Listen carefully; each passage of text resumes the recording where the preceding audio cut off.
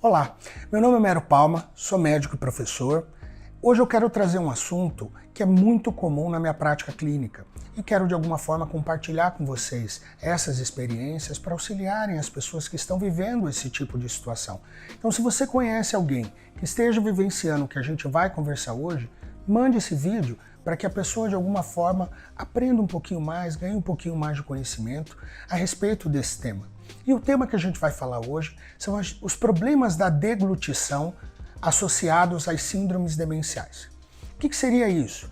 É o paciente ali que tem um quadro demencial, em geral pacientes idosos, mas isso não é uma regra, em geral doença de Alzheimer, porém também essa não é uma regra, que os pacientes estejam ali com a doença avançada e começam a apresentar dificuldades para engolir. Como é que geralmente acontece essa dificuldade? O paciente ele começa a ficar um tempão com o alimento na boca, dando a sensação que ele esqueceu ou que não vai engolir. Muitas vezes esse paciente apresenta ruídos nessa altura, na região da traqueia, na região do pescoço, ruídos diferentes, como se fossem borbulhosos, bolhosos, e isso demonstra que de alguma forma a saliva, o alimento não está sendo bem deglutido. Todos esses indícios demonstram para a gente que o paciente está apresentando algum tipo de dificuldade para engolir. E aí que vem o grande questionamento. Isso é da doença? Isso não é da doença? Então uma avaliação minuciosa nesses quadros são importantes. Como é que a gente avalia isso? Então a gente avalia primeiro o modo com que o alimento está sendo administrado. Então se o paciente ele geralmente está mais acordado, ele está mais sonolento, se o paciente está deitado, ele está sentado, se o ambiente é um ambiente calmo, tranquilo, propício para isso, isso é uma das avaliações que a gente faz. Outras avaliações envolvem a capacidade do idoso ou do paciente com essa síndrome demencial de deglutir.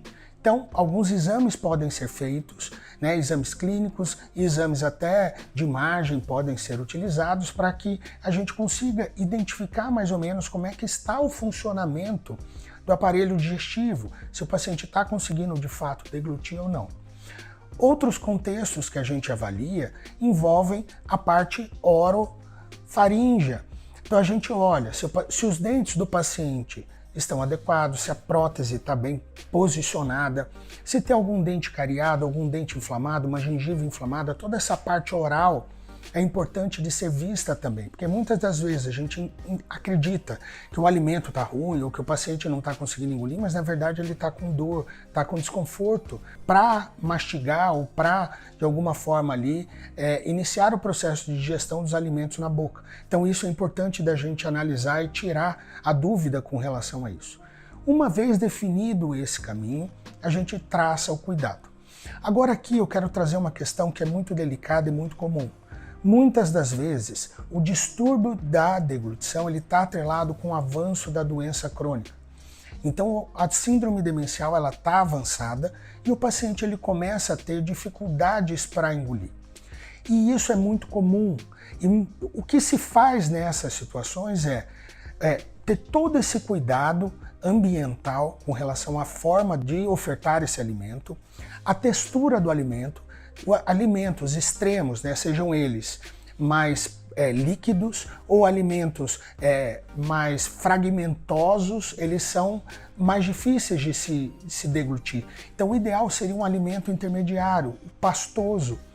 Então ofertar alimentos mais pastosos para esse paciente facilitam essa deglutição.